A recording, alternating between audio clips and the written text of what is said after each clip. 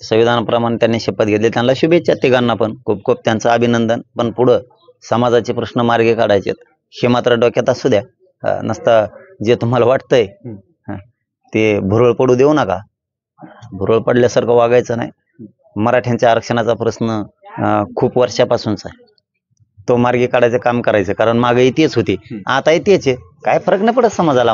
आम्हाला काय फरक पडणार आहे? मागे तेच होते, ते काय आले हे काय आले. समाज काय बोलतोय आता?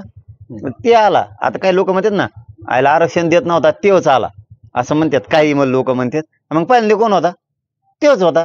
त्यामुळे समाज म्हणतो आम्हाला काय वाटत नाही त्याचं, तेव्हा आला काय हे आला काय, काहीच वाटत नाही. कारण करोडोनं मराठा समाज म्हणतो पहिली तेच होता, आता तेच. आम्हाला काही फरक पडत नाही, आम्ही आरक्षणच घेणार आहे. आणि ते कसं देत नाहीत बघू.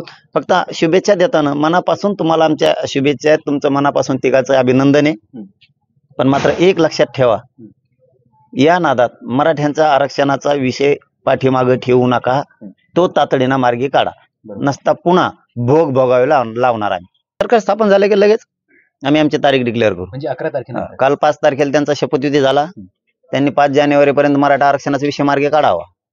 आजच त्यांना जाहीरपणानं शुभेच्छा अभिनंदन देतानाही सांगतो की 5 जानेवारीपर्यंत त्यांनी तो विषय 1 महिन्याच्या आत काढला पाहिजे. आमचं आरक्षण मिळवणार आहेत. पहिली तेच होते, आता तेच आहेत. काय परिणाम आहे? असं नवीन आल्यावर तरी म्हणता येतं पहिले ते होते, आता हे जरा वेगळे चालेत, कसं काय करावं रे? तेच आहेत, काय फरक नाही पडत. मग तुम्ही तुमच्या सामूहिक उपोषणावर ठाम आहात का? सरकारला काही बोलणार आहात? काही संपर्क वगैरे होईल आता?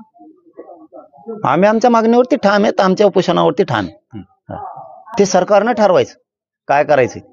आम्ही आमचं भूमिका स्पष्ट ठरवणार आहेत आणि ठरवलेली पण. 5 जानेवारीचं सरकारला शेवटचा अल्टिमेटम. 1 महिन्याच्या आत त्यांनी आमचा आरक्षणाचा विषय मार्गी काढला पाहिजे. आजपासून म्हणजे काल 5 तारीख ते येत्या 5 तारखेपर्यंत.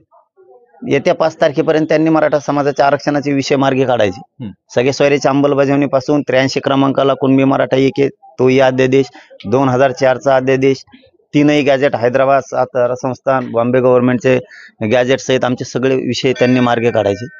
1 महिन्याच्या आत काढायचे. नसता आम्ही पुन्हा लढायला सज्ज आहेत. पुन्हा वळवळ सुद्धा नाही करू देणार आम्ही.